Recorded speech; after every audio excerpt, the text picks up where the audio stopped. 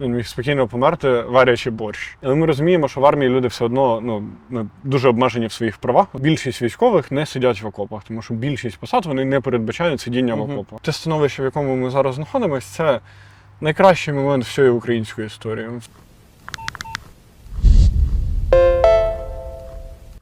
Доброго дня! Мене звати Сергій Гнезділов, я військовослужбовець Збройних сил України. Це військовий подкаст на Громадському. У нас в гостях сьогодні Борис Хмілевський, керівник пароюридичного хабу, майданівець, нині військовослужбовець Збройних сил України. Доброго вечора, Борисе. Добрий вечір, Сережа. Як ваші справи, Борисе? Прекрасно. Як я вже сказав, ти майданівець. Розкажи трішки про те, як ти там опинився. Коли почався Майдан, я навчався в медичному коледжі, власне, який був страшно корумпований, і ця корупція, вона супроводжувала мене плюс-мінус весь той період мого свідомого життя, тому що я її бачив там у своїх родичів на роботі, коли сам намагався підпрацьовувати на своєму навчанні, і мене критично не влаштовувала та ситуація, в якій ми живемо. Тому коли розпочалися події, які передували власне Майдану, зупинка процесу євроінтеграції, відмова від підписання асоціації, то в моїй голові це прозвучало просто як шанс на те, що ми можемо щось змінити в цей момент. І може воно дуже високо прозвучить, але коли я там вийшов з пар і прочитав всю новину про те, що уряд Азарова зупиняє процес підготовки до підписання асоціації з Європейським Союзом, в мене було просто відчуття, що типу, це той момент, тому що це викликало обурення в плюс-мінус у всіх людей, які хоч трошки були дотичні до політичного життя. І, власне, це був той момент, коли я вирішив, що треба їхати в Київ. Я не був готовий тоді ні до яких взагалі силових сценаріїв, або там до силового відстоювання своїх ідей. У мене не було навіть в якихось думках або фантазіях, що держава може когось бити, або можуть бути якісь силові спроби розгону протестів, навіть не зважаючи на те, в яких умовах ми жили. Тому після того, як ці спроби розігнати Майдан, вони вже розпочались. Що відбувалось? Де ти був і як це все відбувалося? Я ночував на Майдані в день, коли там відбувся перший студентський розгін. Якщо не помиляюся, було в ніч з 30 на 31 листопада або на 1 грудня, десь в тих числах. І я тоді залишився ночувати на Майдані. Це взагалі була перша моя ніч там. І, власне, я не сприймав це як якусь революцію або якісь події, де нам доведеться реально боротися за свою свободу. Це більше було схоже на якусь студентську вечірку, де всі ходили, пили чай, говорили на якісь політичні, філософські теми. І мало хто там був готовий насправді до якоїсь кривавої боротьби. Але трапилось те, що трапилось вночі, і я вперше за своє життя побачив таку кількість насилля, крові і побитих людей. І зараз про це смішно згадувати, але на той момент мені здавалося, що це взагалі найстрашніше, що я міг побачити в своєму житті, і що це такий рівень жорстокості і насилля, що він більше ніколи не повториться, що це просто неможливо. І я дуже чітко запам'ятав відчуття, з якими ми тоді тікали з Майдану, тому що я був абсолютно впевнений, що це кінець будь-якої свободи для України. Тому що зранку люди прокинуться, врублять свої телевізори, побачать залитий кров'ю Майдан Незалежності, побачать пробиті голови у людей, і всі закриються в своїх квартирах, ніхто не вийде на вулицю, тому що це дуже страшно, всіх посадять. І в мене була думка про те, що треба готуватися до того, щоб тікати з цієї країни. Бо це, Білорусь номер 2 і далі нічого хорошого не буде. Але на той час ти став медиком самооборони Майдану і продовжив знаходитись на Майдані, продовжував рятувати там людей, продовжував захищати свободу. На наступний ранок, коли я прокинувся, перше, що я зробив, це, звичайно, врубив телевізор, тому що ми змогли потрапити додому десь ближче до 6 чи 7 ранку, вирубились спати, ми були дуже стресовані, поспали декілька годин, врубили телевізор і побачили, що люди збираються на Михайлівській площі. Я такий подумав, окей, треба їхати, дивитися, що там відбувається. Я щиро здивувався, що взагалі якісь люди почали виходити. І я вирішив повертатися на Майдан, і я запам'ятав момент, коли я піднімався на фунікулері на Михайлівську площу, і було довкола купа людей, на всіх з них була якась проукраїнська символіка. Метро було заклеєно цими оголошеннями, що треба виходити на Майдан. Я пам'ятаю водія, який на станціях кричав про те, що типу, тут вирішується наша доля, всі мають виходити. І я піднімаюся на цьому фунікулері, і стоїть дівчинка, і просто була така атмосфера дуже дружня і довіри один до одного, і ми почали з нею говорити. І я її спитав, тобі не стрьомно виходити, чому ти взагалі виходиш? І вона сказала, що вона побачила те, що відбувалося вночі, і вона каже, як я можу залишатися вдома? Це неможливо, якщо ми залишимося сьогодні, ми вже не зможемо вибороти взагалі ніякі права тут ніколи, ми перетворюємося на націю рабів. І ми маємо вийти за тих людей, яких сьогодні вночі побили, і захистити їх, якось відновити справедливість. І вона почала плакати. І в цей момент почав плакати я, тому що я розумів, що вона говорить в тому числі про мене, тому що там не так багато людей було на цій площі. І такі моменти, вони дуже тебе заряджають на те, що ти маєш там залишатися. Тому що ти там приймаєш рішення, чи треба лишити ще на день, і ти згадуєш цю дівчинку, яка там вирішила, що їй треба виходити, незважаючи на ризик, де ти такий думаєш, вона вийшла, я не можу не залишити ще. І так з кожним днем рівень того, що ти був готовий робити, він постійно зростав, тому що ти бачив постійно більше і більше піздеця, які робила тодішня влада. Закінчується Майдан, Майдан перемагає. Ого, окей. І потім ми з тобою спілкувались якийсь час, і ти сказав, що якщо почнеться повномасштабне вторгнення, ти підеш до лав Збройних сил України. Почалось повномасштабне вторгнення, і я дивлюсь, ти виконав той поклик сумління, можливо, і зараз знаходишся в структурі Збройних сил України. Скажи, будь ласка, знаходячись тут, в Збройних силах України, що ти можеш сказати про Майдан сьогодні? Можу сказати те, що коли я був на Майдані, я постійно розумів, що це щось, що настільки глобально і важливо, що ми не можемо це ігнорувати. І це щось буде визначати наше життя на дуже багато років вперед. Але тоді своїм 18-річним мозком я не міг навіть уявити, що ми будемо жити не в країні, яка визначена результатами цього Майдану, а що ми будемо жити по великому рахунку в світі, який сконструйований наслідками того, що відбулося на Майдані. Тому що наша революція, вона запустила дуже великий ланцюжок подій, який привів нас туди, де ми знаходимося зараз. І я думаю, якщо дати людині якщо б в нас була машина часу, і ми могли людині перед Майданом дати прочитати новини з сьогодення, то це трошки звучить по-сумасшедшому абсолютно все. Починаючи від мовно ізольованої Росії, на яку всі накладають санкції, і яка намагається воювати з Україною, новини про Україну, яка стримує російську агресію, ефективно з нею бореться вже понад 1,5 роки. Я думаю, всі ці новини 10 років назад звучали фантастично. І я дуже часто нагадую собі про те, з якої точки ми прийшли. Я знаходжу архівні випуски новин на ТСН за 2012 рік, за 2013, і просто в рандомному порядку їх включаєш і дивишся на те, як виглядала тодішня наша влада. І це дуже допомагає зрозуміти, який нереальний еволюційний стрибок ми зробили. Тому що коли ти дивишся новини 2012 року і дивишся, як якийсь український чиновник приїжджає на поклон в Кремль і з позиції якогось малоросійства і меншовартості просить якусь знижку на газ, і ти бачиш реально бандитський клан, який керує країною, і тобі стає огидно, і ти просто не розумієш, як ми могли в цьому жити, і так багато часу з цим миритися до власної революції і до того, як ми змінили нашу владу, і взагалі підходи до того, як ми з нею взаємодіємо.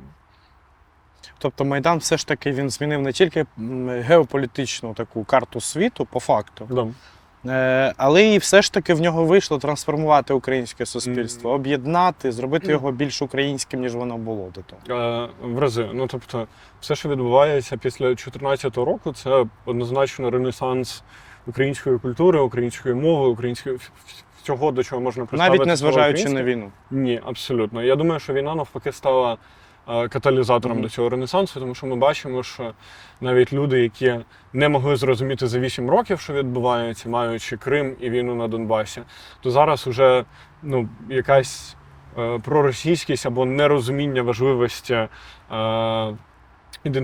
української самоідентифікації, вона, очевидно, навіть для всіх, окрім найбільш маргінальних верств населення, які просто не обучаємі. Повоювавши трішки на Київщині, ти зі своїм підрозділом потрапив в знаменитий, так сумно звісний Кремінний ліс. Угу. Розкажи, як було там і наскільки довго це було, твої відчуття від Кремінної та в цілому від того місця, де ти був. Окей. Ми були там декілька місяців в кінці цієї зими і на початку весни. В нас були, власне, позиції в цьому лісі, про які дуже багато зараз говорять, називають його українськими Верденом. Мені дуже подобається, типу, що додатково героїзується ця тема, бо дійсно до того я багато їздив як інструктор по, власне, недалеко від лінії фронту. На лінії фронту ми викладали в тому числі тактичну медицину прямо в Бахмуті, там для 93-ї бригади. Це теж дуже цікавий досвід викладати в перервах між вибухами і прильотами, але, звичайно, досвід під Кремінною дуже відрізняється, тому що там була нереально висока інтенсивність бойових дій. З однієї сторони, мене це тішить як медика, який займався евакуацією, тому що я здобув нереальний досвід, який потім допомагав мені викладати. І за ті кілька місяців, що ми були там, я провів дуже багато евакуацій, більше 50 людей, яких ми вивезли звідти. І це, чисто статистично я спілкувався з багатьма людьми, які там на більш спокійних ділянках фронту, і вони за набагато довший період часу проводили менше цих евакуацій. Але в контексті того, як було там працювати було дуже важко, тому що дуже велика щільність вогню. Мені не подобалося, що це був ліс, що немає ніяких будівель, укриттів, в яких можна нормально ховатися. І, в принципі, там пейзажі, які виглядають дуже схоже на те, про що писав Ремарк в своїх творах про Першу світову. Правозахист. Угу. Правозахист як те, чому ти присвятив майже 10 років. Угу. Зараз ти очолюєш параюридичний хаб, ви багато робите для захисту прав людини, ви багато робите в тому числі і для захисту прав військовослужбовців, бо я слідкую за твоїм Фейсбуком, ти часто, я б навіть сказав, прямо конфліктуєш з керівництвом медичних сил і дуже різко їх критикуєш за неякісні турнікети, за в цілому підхід до евакуації, до інших моментів. Розкажи про це детальніше. Чому і що треба змінити в структурі медичних сил і чому це так важливо?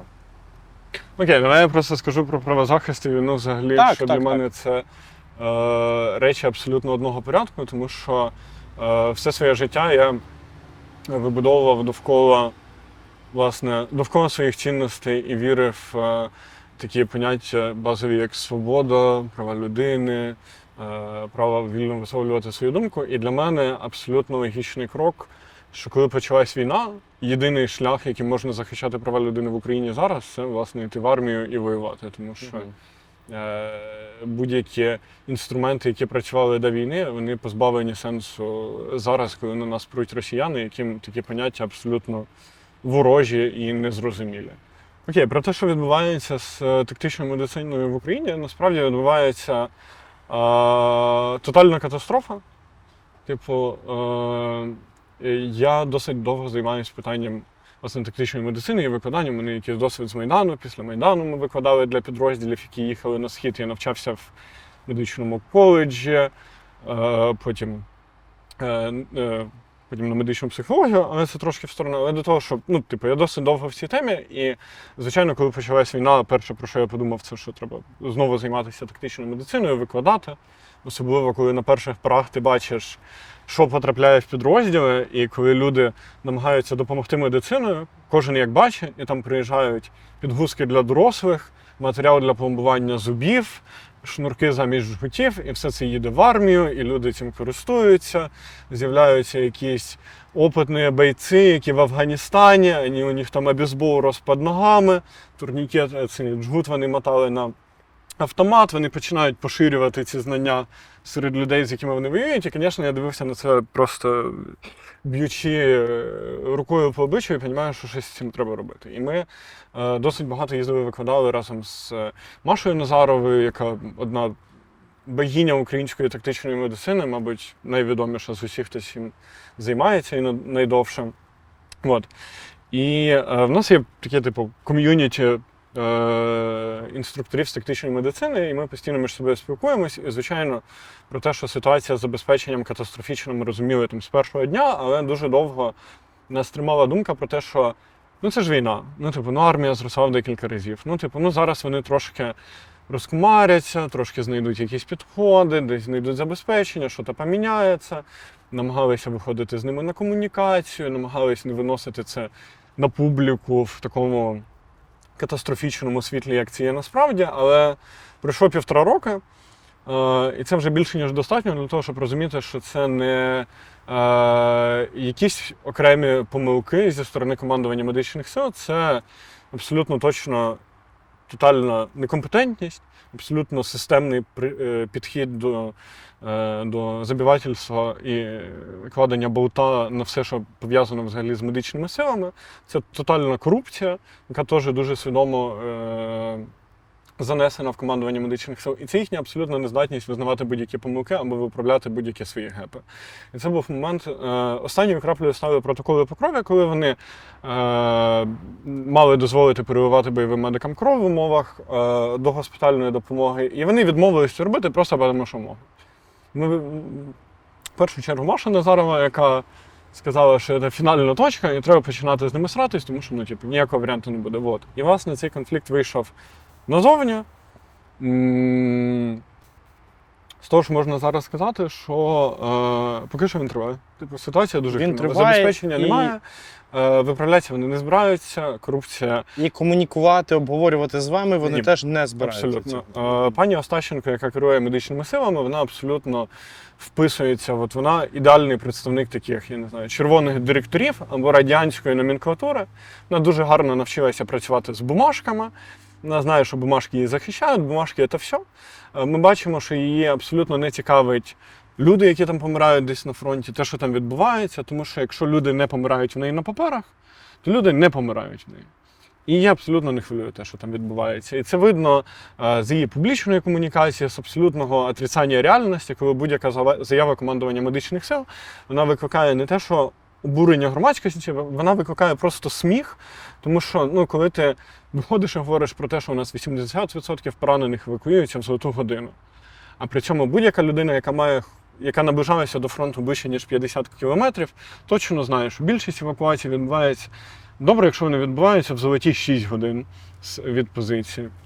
Вони виходять і говорять, забезпечення якісним такмедом 98%.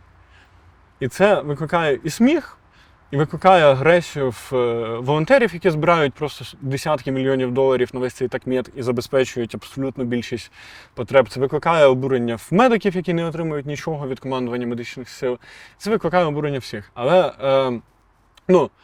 можна якось виправдати питання з забезпеченням, що вони його не можуть налагодити, можна завжди придумати виправдання, але ти ніяк не можеш виправдати те, що вони навіть не можуть написати папери. Тобто, умовно, командування медичних сил було створено 4 роки назад, і одним з його завдань було розроблення якихось стандартів якості для засобів тактичної медицини, для загальновійськових аптечок. Вони цього досі не зробили.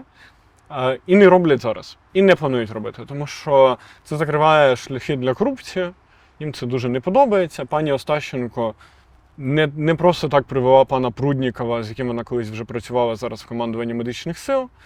Звичайно, ми не можемо нічого стверджувати, поки не завершиться розслідування по цим справам, але будемо вважати, що це чисто випадковість, що пані Тобто можна сказати, що зараз твоя вся боротьба, вона спрямована на покращення протоколів евакуації і на стандартизацію безпосередньо цієї допомоги? Ні, в першу чергу має бути зміщене командування медичних сил. Зміщено повністю і все. Зміщено, замінена повністю, і має бути замінена команда пані Остащенко, яку вона за собою привела. Тому що вона привела таких людей, як пан Прудніков, дружина якого виграла тендери на 66 мільйонів гривень на закупівлях тактичної медицини під час війни. І ми чудово розуміємо, що навряд чи це співпадіння і так склалася доля. Це перше. Друге, звичайно, мають бути розроблені стандарти якості для засобів тактичної медицини, тому що ситуація абсурдна, ми їх досі не маємо. У нас немає ніде визначення того, що таке турнікет, що таке оклюзійна наліпка, як вони мають виглядати і які до них вимоги. Будь-хто може зробити будь-що і може зняти шнурки зі своїх берців, написати, що це турнікет кат, і воно по відомостям піде на частини як турнікет кет, і буде рахуватися в них, стояти на обліку як турнікети. Це парадоксальна ситуація, яка призводить до того, що ми втрачаємо набагато більше людей, ніж ми могли би втрачати. І командування медичних сил зараз допомагає росіянам вбивати наших солдатів. І кожен день, який ми про це говоримо, а нічого не змінюється, це день, коли якийсь чоловік не повернувся до своєї дружини. Не тому, що його били на війні, а тому, що в нього був галімий китайський турнікет. Кожен день чиясь дитина не повертається додому, а ми говоримо про філософію. І ми говоримо про високі матерії, коли треба зняти, що треба написати, а кожен день гинуть люди. Тому треба міняти керівництво командування медичних сил, і нове керівництво має приймати зараз за основу стандарти TC3, тому що для того, щоб розробити якісь національні стандарти, нам треба дуже багато часу. Очевидно, треба методики, треба роки на випробування, тому що це медичні засоби. Нам треба приймати те, що зараз є, практикується в світі, а потім вже займатися розробкою національних стандартів. Стільки багато критики командуванню медичних сил, напевно, ще не вдавалось почути. Вони взагалі з тобою не комунікували, вони не просили критикувати їх менше, вони не просили якось, або не намагались повпливати на твоїх командирів для того, щоб знизити градус цієї критики. Ні, не намагались, і я не думаю, що це можливо, тому що в усьому, що я говорю, я керую своїми цінностями, і дуже часто це відбувається, сказати, в ущерб моїй безпеці, моєму якомусь комфорту, але я готовий на цей ризик, тому що поки я говорю якісь некомфортні для командування речі, хтось помирає на фронті. І я думаю, що на нас трошки лежить моральний обов'язок цю ситуацію виправити, тому що одна справа, якщо б ми не розуміли той піздець, який відбувається, але ми розуміємо, і з цим не можна миритися.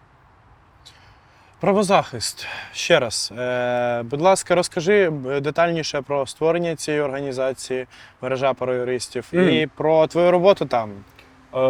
Окей, це проєкт, з яким я працюю вже 4 роки. У мене була плавна еволюція від Майдану, волонтерства на Сході, потім я координував обласний осередок однієї націоналістичної організації, і потім плавно перейшов в правозахист.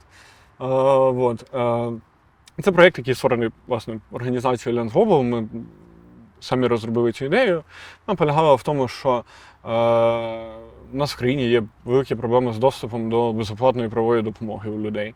На жаль, враховуючи обмежені ресурси, не кожна людина може отримати допомогу юриста або адвоката, просто тому що це дорого, і ніяка система, навіть така велика система, як система БПД, яка в нас існує в країні, вона не здатна покрити такий об'єм послуг.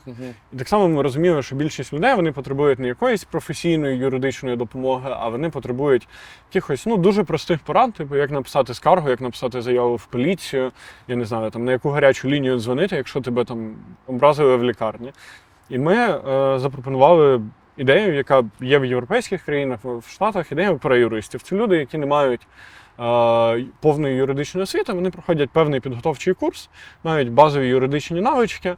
Ми набираємо їх зі спільноти. Наприклад, якщо це спільнота колишніх ув'язнених, то з ними будуть працювати люди, які колишні ув'язнені за принципом рівний рівному. Ми навчаємо їх базовим якимось юридичним речам, і вони стають такими, юристами-консультантами в своїх спільнотах і допомагають людям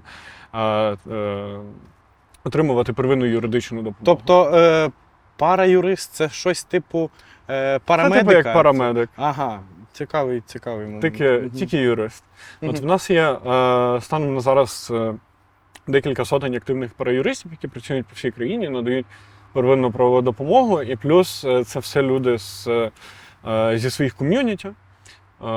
І вони зазвичай надають не тільки юридичну допомогу, але й якісь і соціальні послуги. Наприклад, коли почалась війна, ми активно включались в те, щоб через цю мережу допомагати людям евакуюватися, для того, щоб говорити їм про те, які є евакуаційні маршрути, для того, щоб надавати їм консультації про те, як, що і де їм можна отримати. І дійсно зробили багато корисної роботи.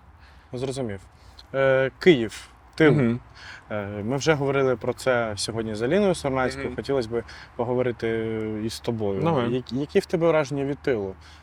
Ти приїжджаючи з фронту сюди, що ти відчуваєш? Що тобі болить від тилу? М, Якщо чесно, перші місяці після фронту я не відчував нічого. У мене прям дуже великі проблеми були з відчути будь-що взагалі, причому Мгм. абсолютно неважливо, це щось хороше, погане, чи Мгм. просто дуже непритоплені емоції їх просто не було. Угу. Тому що коли ти знаходишся десь в піздерезі, і це не перший досвід у моєму житті, коли я потрапляю в якийсь піздерез. У мене був аналогічний досвід на Майдані, коли ти стоїш на інституції, довкола тебе тіла мертвих людей, все заливається кров'ю, тобі 18 років, і ти бачиш людину, якій кулею знесло частину черепа, і ти розумієш, що в цей момент або ти зараз просто відключаєш будь-які емоції, або ти просто не витримаєш і з'їдеш з розуму. І так само, коли ми знаходились під Кремінною, в якийсь момент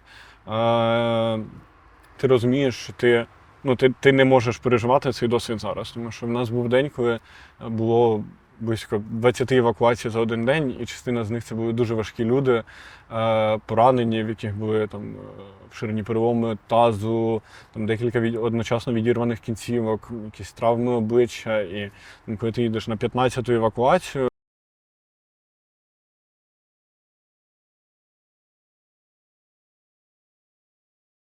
дивишся на свою машину, з якої тече кров, відчуваєш цей запах, там, дістаєш сигарету, закурюєш, і в якийсь момент ти розумієш просто, що якщо ти почнеш зараз про це думати, про те, що відбувається довкола тебе, ти просто поїдеш кукухою і поїдеш кудись на дурочку.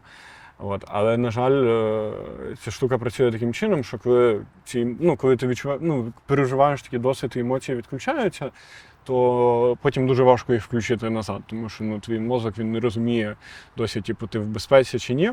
І в мене досі є певні проблеми з тим, щоб якось відчувати життя. Але я думаю, що ці проблеми залишаться з нами, як мінімум до кінця війни, а як максимум на все життя, тому що той досвід, який в мене був 8 років назад, той досвід, який був на Донбасі, я не можу сказати, що він повністю відпустив мене там до моменту початку цієї війни. З початку війни ти почав більше комунікувати чи менше комунікувати з цивільними? І яка вона, ця комунікація? Вона змінилась, можливо? Можливо, ці цивільні, навпаки, вони і мають такими бути, і ти радий, що вони такі є, ти радий, що ти можеш приїхати до них і вони існують. Я про це. Я не радий і не сумний з приводу цивільних. Якщо говорити про цивільних в Україні, я просто розумію, що це не може працювати по-іншому. Ти можеш відноситися до цього добре, погано або ніяк, але так влаштовані люди, і коли ти не знаходишся постійно в небезпеці, ти намагаєшся жити своє життя. Це нормально, це логічно. Чи викликає в мене це негатив? Звичайно, викликає. Чи заздрю я цивільним, які продовжують своє життя? Заздрю. Але я заздрю не їхньому цивільному життю, я заздрю тому, що я би так ніколи не зміг. Тому що перед війною я був в Німеччині, і в мене було дуже багато можливостей не повертатися сюди. Але я розумів, що попереду мене чекають місяці, а то й роки тотальної жесті, що моє життя більше не буде виглядати як пиття сангрії на Тенеріфе і якісь дуже розумні конференції з макбуку, сидячи в кав'ярні в Парижі. Я чітко розумів, що буде попереду, якщо я повернуся, що буде в армії, але в мене не було якоїсь моральної дилеми, бо я розумів, що я не можу залишитися, собі ніколи не пробачу. І так само, будучи в Україні, я розумів, що єдине місце, де я зможу себе більш-менш комфортно почувати, це армія. Бо в будь-якому іншому випадку вийде, що все своє життя я комунікував про те, що мої цінності – це вільна Україна, свобода, демократія, права людини, а в момент, коли ці цінності перевіряються, я не пішов їх захищати. То тоді виникає питання, чи були вони в мене взагалі. Тому я тут. І повертаючись до того, чому я заздрю не цим людям у їхньому життю, а я заздрю тому, що вони не відчувають того, що відчуваю я, і що вони можуть жити своє життя. Тому що є багато варіантів, як ти можеш піти з армії, виїхати за кордон. Всі ми чудово розуміємо, що вихід є завжди, але я розумію, що я ніколи не зможу з цим жити. І от тому я заздрю. Я заздрю тому, що я не можу робити так, як вони. Ти ховав друзів? Мені дуже пощастило, тому що за всі ці роки гинули переважно якісь мої знайомі, з якими я спілкувався, якісь мали спільні проекти, там, пересікалися по роботі, але при цьому з близьких друзів не гинув ніхто. Тобто, до повномасштабної війни останній близький друг, який в мене був, з яким я багато спілкувався, який знаходився на війні, це ти. Я досі здивований, що ти живий. Особливо на початку війни, будучи на Донбасі, на тому напрямку, це чудо. Але в цьому плані боженька мене береже.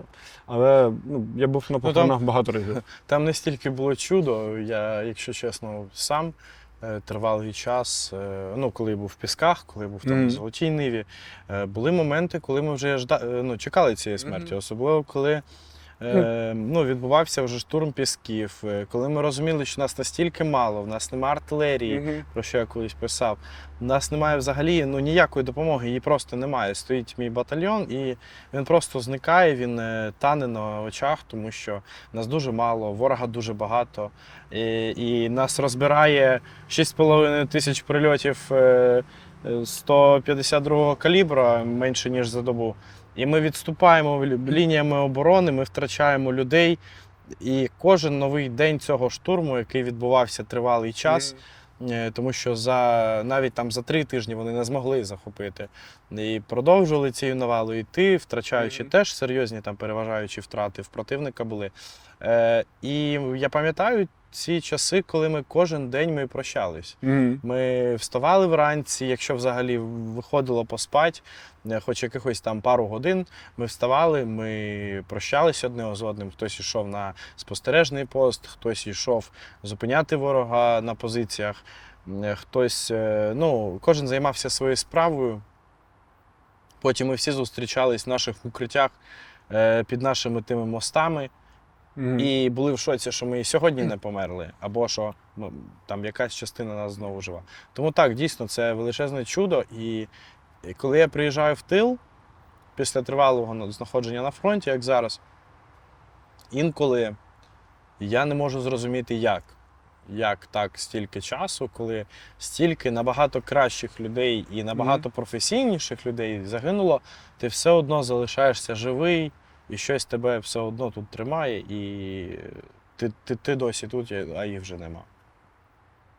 А тут я скажу фразу, що мені треба футболка, а я ж казав, бо я тобі писав в Фейсбучику перед війною, що буде війна, буде піздець, а ти казав, що все буде хорошо. Знаєш, не буду казати, я ж казав. Стосовно цих прогнозів, колись я щороку їжджу на програму лідерства. А я казав. Приїхав. Я тоді в 21-му році казав, що там війна буде, Перед самою війною ти казав, що не буде. Перед самою війною в мене не було ніякого відчуття війни, тому що, обстріли були, я ж тоді був в Пісках, були обстріли, були якісь там незрозумілі заворушення у ворога, але я не відчував, не було того відчуття, що кудись більше можливо, знаєш, що якось воно можливо ще більше, ніж є зараз. Тобто, я не знаю. В мене такого відчуття не було, в тебе воно було чомусь. І так ти виявився правий, війна почалась. Ти на той час, здається, був в Берліні, чи де ти там був. І ти повернувся. Це мене насправді здивувало, тому що я пам'ятаю ту паніку, скільки цивільних вони почали просто виїжджати масово за день, за два до війни. Почали масово втікати з країни. Тому так.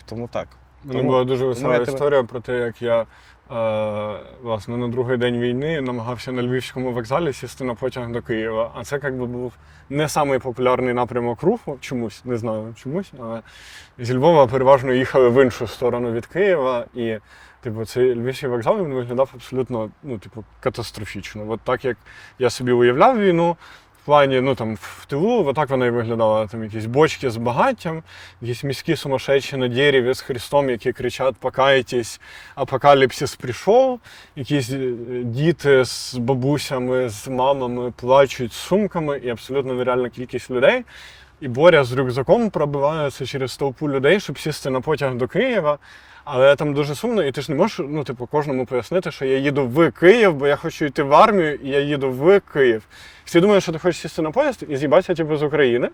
І тому на тебе кидаються бабушки з сумками, з криками, що, типу, іди захищай страну, типу, що ви з'йобуєтесь, типу. І, коротше, це було ужасно. Ну, тобто, це тобі постійно доводилось, типу, там кричати, та, типу, не чіпай мене, я на Київ. От, і, ну, була дуже сумна картина, коли ми їхали з одногрупницею, вона теж притирена, тому вона теж вирішила, що їй треба їхати назад в Київ, воювати. І ми типу сіли на цей евакуаційний Hyundai, який повернувся з евакуаційного рейсу. І це була мега депресивна картина, тому що потяг був просто розгромлений. Типу, він, ну там було градусів 50, типу, він був весь мокрий, в людському поті, в таких потьоках від рук. На склі, засипаний сміттям, і ми просто сідаємо в цей потяг, стоять ці стюарти, які вже, ну, взагалі вони не могли навіть говорити нормально, і вони такі, ми, типу, на Київ, ми не до кордону, і ми такі, ми в курсі, вони такі, ні, ви не поняли, типу, ми на Київ назад їдемо, ми такі. А Київ перші дні війни. Ну, насправді, перші дні війни, вони були настільки якісь дуже... Знаєш, час йшов дуже повільно. Дуже. Ну, це запам'яталось як декілька тижнів, хоча насправді це тривало декілька днів. Так, от який він був Київ в перші дні війни, тому що я його не бачив в перші дні війни, і мені б хотілося про це почути. Ну, в перший день війни у мене насправді, особисто в мене було полегшення, тому що, ну, ти пам'ятаєш, що мене страшно крило з приводу того, що війна почнеться ось-ось. Я був схожий на городського сумасшедшого, який всім казав, самоліти будуть летіти, будуть всіх бомбити, Київ, газопроводи достроїли, вони готові. Бо я займався аналітикою російської пропаганди і російських впливів, і прям був дуже глибоко в цій темі, і ми були прям, у нас був прогноз, як це має відбутися, він почав справжуватися крок за кроком, і там за декілька тижнів до війни ми розуміли, що, ну, типу, прям гарантовано воно буде. Тому там в ніч, коли почалась війна, я не лягав спати. Я почав дивитися це звернення Путіна в першу хвилину, там подзвонив родичам, такі, казав, походу почалось. Ну, тобто я дізнався про це прямо в моменті, тому весь наступний ранок у мене був переповнений тим, що подзвонити, типу, всіх розбудити, сказати, що почалась війна, без сказати, а я ж казав. Тому що, ну, типу, в мене було прям полегшення, бо в останні дні я думав, що ти як справжній українець, ти любиш казати, а я ж казав. Бо я думав, що я сумасшедший. Просто, що я з'їхав з розуму, що я перенакрутив себе, що цього не може бути. І, ну, типу, реально в мене, ну, типу, я дуже напружено провів останні, там, типу, декілька днів перед війною. Тому, коли вона почалася, я такий, ну, принаймні я не сумасшедший. Тому о 10 ранку, коли там 9-та, коли люди прокидалися і там в паніці почали бігати, намагатись виїжджати, я був вже не в Берліні, а у Львові, і я ходив, шукав, де купити каву. Я знайшов чувака, який працював в Ромакаві на площі Ринок, і він, мабуть, не зрозумів, що відбувається. І я такий, можна замовити каву? І він такий, а що? Я такий, каву? І він такий, да, звісно. Я думаю, от це, звісно, ну, в мене там цікаві спогади про перші дні війни, а Фопся взагалі, він просто не пішов зі зміни і варив каву. І такий, ну, ладно. Власне. От. А Київ в перші дні війни виглядав дуже сумно, тому що ну, я їхав в потязі, у мене багато друзів за кордону, і плюс я правозахисник, і понятно, що мені всі почали писати, що виїжджай, зараз, типу, diplomacy паспорт, evacuation bus, evacuation train, типу, everything you need. І, ну, типу, я всім такі, ні, типу, я за рідну неньку, їдемо в Київ. І всі мені писали, звісно, що ти долбойоб, латиниця, тому що, ну, типу, не туди, не в ту сторону їдеш, 2-3 дня, вам, типу, вам кранти, вас розіб'ють. І проблема в тому, що, ну, я їм вірив. Ну, типу, в мене не було сумнівів, що це дуже швидко закінчиться. Єдине, що мене тримала невеличка надія, бо я пам'ятав, як це відчувалось на інститутській, коли закінчилася революція, і було відчуття, ну, що це кінець. Ну, типу, ти бачиш ці трупи, як розстрілюють людей, горить будинок профспілок, Майдан звузився просто до вот этого вот клаптика довкола цієї стели, і ти розумієш, що, ну, все, ну, типу, ми програємо, але ти залишаєшся там, бо ти розумієш, що, ну, ти, типу, готовий це прийняти, що от так склались обставини, і ти будеш тут вже до кінця. І з війною було плюс-мінус так само. Ну, тобто я розумів, що да, скоріш за все буде дуже печально, але, ну, типу, інших варіантів немає. Ну, типу, вже прийнято рішення бути тут, прийнято рішення йти в армію, прийнято рішення повертатись до Києва. Кожне з цих рішень воно на той момент виглядало просто як Зараз, якби можна було повернутися назад, ти б пішов би на Майдан, і чи повернувся б ти в Україну, знаючи, що війна і треба. Я 1000 разів перебирав ці сценарії в голові, особливо, звичайно, з армією, тому що ми вже служимо досить довго, і я не бачу жодного іншого варіанту, в якому б це могло відбутися по-іншому. Тобто, все одно я би був там, де я є зараз, навіть якщо б умовно я там залишився в Німеччині або поїхав в Німеччину, я би просидів тиждень, можливо, більше. Але все одно я би не зміг жити з цим відчуттям, і моє відчуття, взагалі моє світосприйняття, моє відчуття справедливості і цінностей, які для мене важливі, воно б не дало мені залишитися за кордоном. Я би все одно був тут. Чи змінила війна коло твого спілкування? Я маю на увазі тих людей, з якими ви робили іншу Україну, тих людей, які теж займались правозахистом. Розкажи більше про тих людей, з якими ти раніше, це ціннісні, здавалося б, були люди, і що з ними трапилось після того, як почалась війна? Це прекрасно, що у нас є можливість перевірити цінності на справі, а не на словах. Тому що останньою такою перевіркою була війна на Донбасі і Майдан. А після цього був відносно довгий період такої тихої війни, відносно, коли не було можливості перевірити, і люди говорили все, що завгодно, і ти просто маєш їм вірити, що це їхні цінності. І в моєму особистому досвіді вийшло так, що люди, які більше всіх говорили про те, що ні кроку назад, до останньої краплі крові, вони будуть боронити неньку, з автоматами в руках, там фоткалися, ходили, дізнавалися, як попасти в ТРО до того, як почалася війна. От це люди, які в першу чергу поїхали. Дуже швидко, без якихось гучних промов, а люди, які до останнього не розуміли, що вони будуть робити, і вагалися, то переважно це люди, які пішли в армію. І в мене є дуже багато хрестоматійних прикладів про. У мене є знайома, яка така ідейна націоналістка. Ми були в одній націоналістичній організації, разом боролись, ми русняні люди.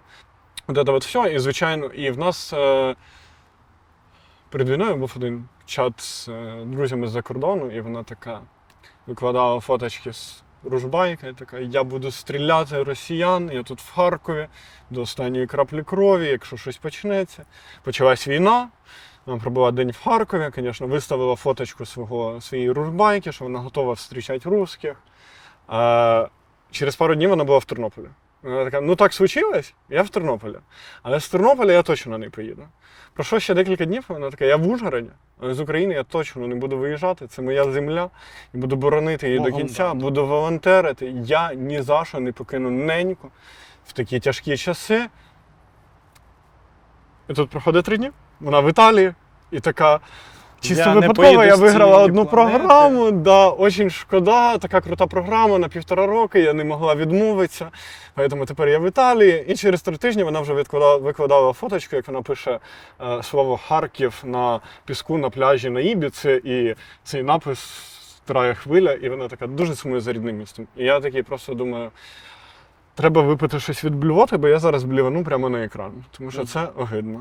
І в близькому оточенні були такі люди, які писали, що вони там в армію взагалі воювати, а по результату вони воюють на самих опасних фронтах. Ти з цими людьми порвав стосунки свої всі абсолютно? Абсолютно. І ти не збираєшся їх пробачати? Ні. А якщо вони повернуться, якщо вони зі своїми кейсами правозахисту, зі своїми кейсами змін, бо вони, в принципі, робили щось для країни, по факту, вони ж впливали на зміни в країні. Якщо вони повернуться, ти їм пробачиш? В мене є така думка, ти можеш з нею погоджуватись, не погоджуватись, але я вважаю, що людьми робить наявність в них цінностей. Я не вимагаю, я не вважаю, що у всіх мають бути цінності такі, як у мене. Але якісь у тебе цінності, за які ти готовий боротися, мають бути. І якщо ти, наприклад, вирішив, що твоя головна цінність – це спасати бездомних тварин, ти вважаєш, що людиною робить спасіння інших там, живих істот, тварин, котів, ну то ти маєш бути готовий їхати за цими котами і собаками в Ірпінь. Якщо ти говориш, що там твоя головна цінність це там Бог, релігія і віра, ну то ти маєш бути готовий, якщо держава починає репресувати там людей твоєї віри, там відстоювати її, сповідувати її далі. Якщо це там ти віриш в екологію і в те, що треба рятувати природу, то ти маєш бути готовий там, я не знаю, зупиняти грейдер, який їде валяти ліс. Але якщо єдина твоя цінність в твоєму житті це твоє фізичне виживання, і далі в тебе нічого нема, і немає нічого, за що ти готовий боротися, то я вважаю, що і цінності в такого життя особливо немає, і людиною тебе можна назвати дуже з натяжкою, тому що людиною тебе роблять цінності. Це те, з чого я почав. Щось в тобі має бути. І оці люди, які зробили так, як я говорю, в мене немає абсолютно претензій до людей, які не комунікували це як свою базову цінність. В мене є багато знайомих, які почалась війна. Я абсолютно очікував, що вони виїдуть за кордон. Вони виїхали за кордон, там, влаштовують своє життя. Я продовжую з ними комунікувати, тому що мені окей, ці люди ніколи не рвали на собі рубашку і не кричали, що вони тут з рідну неньку будуть гризти землю. Я тебе зрозумів. Що тоді краще, на твою думку? Людина, яка, можливо, рвала на собі рубашку, але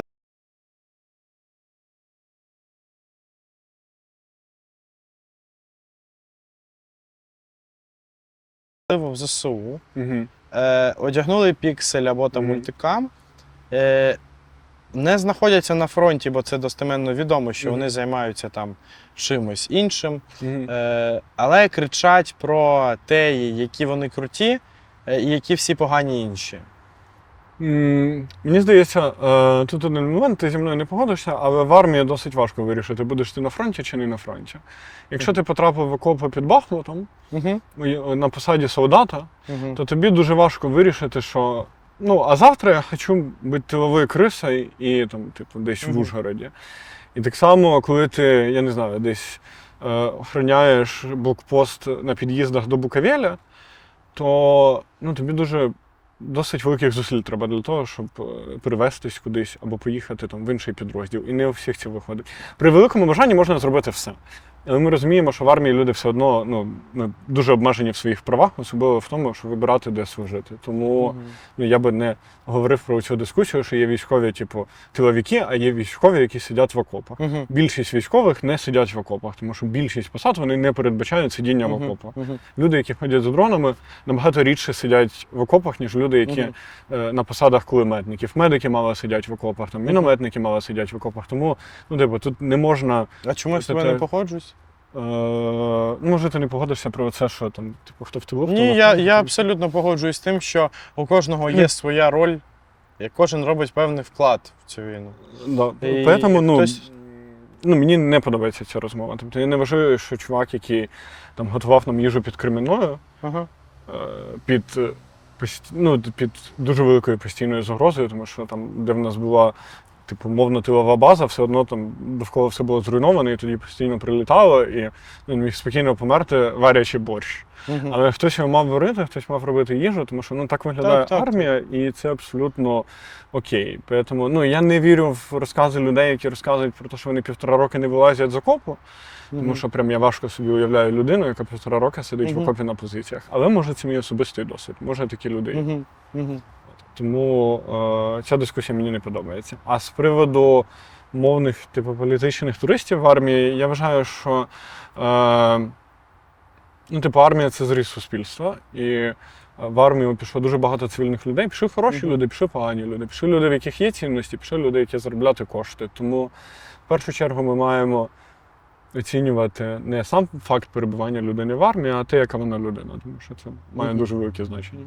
Тому що в цій армії, в принципі, є і командування медичних сил, і там інші погані люди, з якими треба боротись. І що кожен робив, ти не дізнаєшся, тому що немає. У нас дуже мало об'єктивних факторів, на які ти можеш орієнтуватися.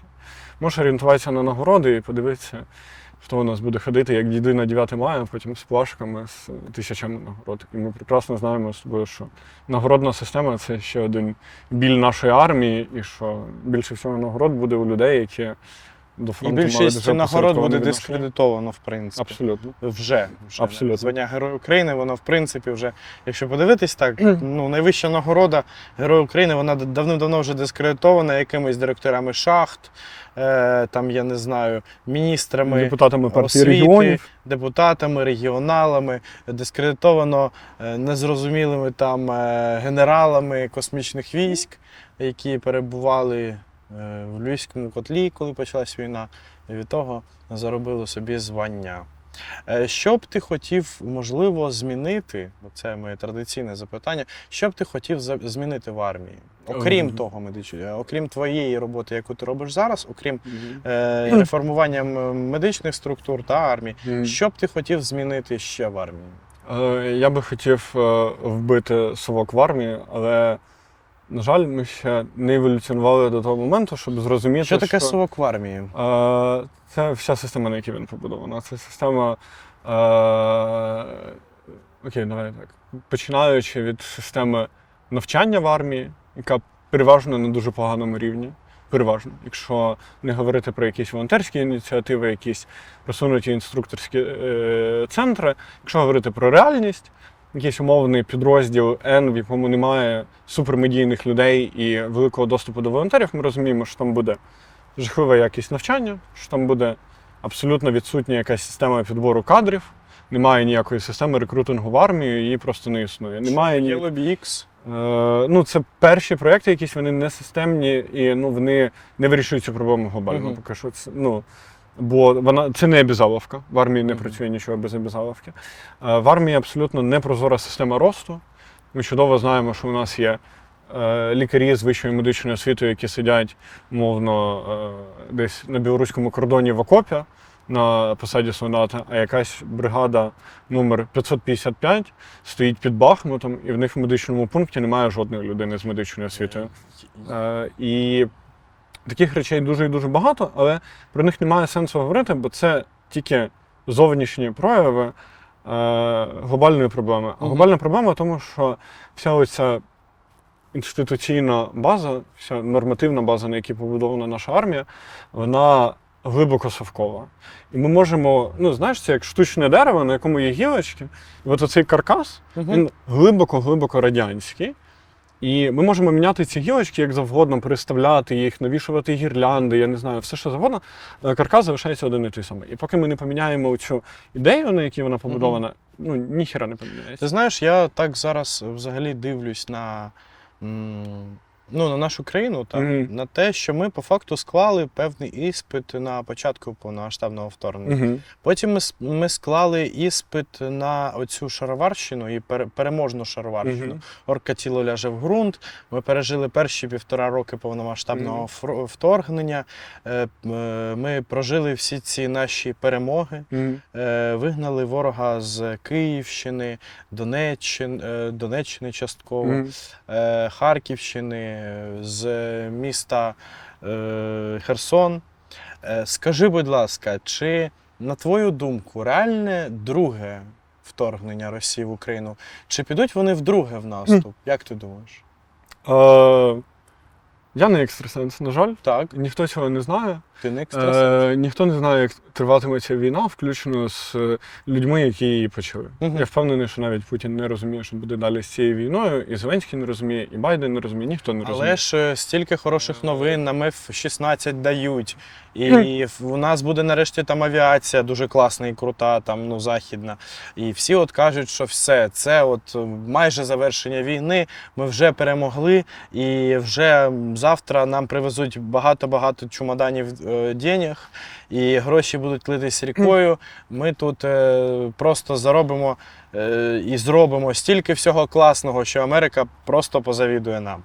Як, на твою думку, це вже кінець війни, чи це може просто оця все ж таки зрадоперемога оця єдиного марафону, яка транслюється 1,5 роки, яка інколи дуже заважає почути про реальні проблеми? Я не розділяю обурення по поводу цієї такої переможеньки, трошки пропаганди, тому що вона не розрахована на людей, які приймають в цьому безпосередню участь або залучення до війни. Вона розрахована на мовне населення, яке пасивне по відношенню до політики і всіх цих штук, яке ну, завжди є. Тому що ну, типу, завжди є частина пасивного населення. І це нормально. Ну, тобто, якщо ти відкриваєш підручник з історії, будь-яка країна, яка веде війну, вона веде пропаганду. Ти не можеш з телевізора говорити, що ми програємо. Тому що це демотивує людей, це змушує їх думати про те, а ну, на що нам воювати, якщо ми все одно програємо. Тому ну, я би типу, не обговорював цю тему там, з пропагандою всіма цими Добре, а штуками, як тоді але, виправляти проблеми, які в нас є? Говорити про них. Ну, Так, а типу, як говорити, якщо в нас телевізор абсолютно пропагандистський? має бути баланс. Ну, не знайшли ми ще цей баланс. Тобто, Тобто, все ж таки, це погано, що в нас тільки перемога в У телевізорі. нас є якась система зараз зворотнього зв'язку, яка працює. Тобто, в нас, ну, пані Остащенко сказала це в дуже негативному ключі. Вона сказала на комітеті з нацбезпеки і оборони, що у нас не фейсбукократія, взагалі. Але насправді в нас фейсбукократія, і ми всі розуміємо, що ну, Соціальні ці- мережі, да, вони соціальні мережі, компенсують вони і перекривають. І коли в нас починає нестись якийсь прям кіпіш в соціальних мережах, він ж доходить до високих кабінетів, і в нас тоді є реакція, є якийсь зворотній зв'язок, і він потрапляє тоді на єдиний марафон у нас, і все це починає озвучуватися. Тому що умовно там про проблеми в Міноборони, коли вже почали дуже активно в соцмережах говорити, вони перевелись в єдиний марафон, і там зараз прям нормально про нього говорять. От, але ну, це тема пропаганди. А про те, чим закінчиться війна, я не знаю. Але те становище, в якому ми зараз знаходимося, це найкращий момент всієї української історії. Сотні років боротьби привели нас сюди. Ми в кращому становищі, ніж бійці української повстанської армії, ми в кращому становищі, ніж українські дисиденти і політв'язні, які сиділи в ГУЛАЗі. Ми краще, ніж була Українська Центральна Рада на початку ХХ століття. Ми краще, ніж багато сотень років до цього. Ми прийшли до цього моменту. І зараз, мені здається, ми вперше маємо от прям реальний, а не теоретичний шанс перемогти в цій війні. Як саме вона закінчиться, я не знаю. Типу, ну, взагалі, навряд чи вона закінчиться спаленою Москвою. Чи може вона закінчиться розпадом Росії? Мабуть, може. Росія розпадеться точно. Чи скоро? Скоро. Але скоро в історичній перспективі. Ну, типу, там, 10, 15, 20 років для нас це не скоро. Коли ти в армії, коли Але твоє це життя... все одно позитивна нота, і дякую тобі, що ми закінчимо нашу зустріч і нашу розмову саме на такій позитивній ноті. Шановні глядачі, у нас в гостях сьогодні був Борис Смілевський, активіст, громадський діяч, керівник параюридичного хабу та військовослужбовець Збройних сил України. Дякую тобі, Борисе. Дякую тобі, Сережа.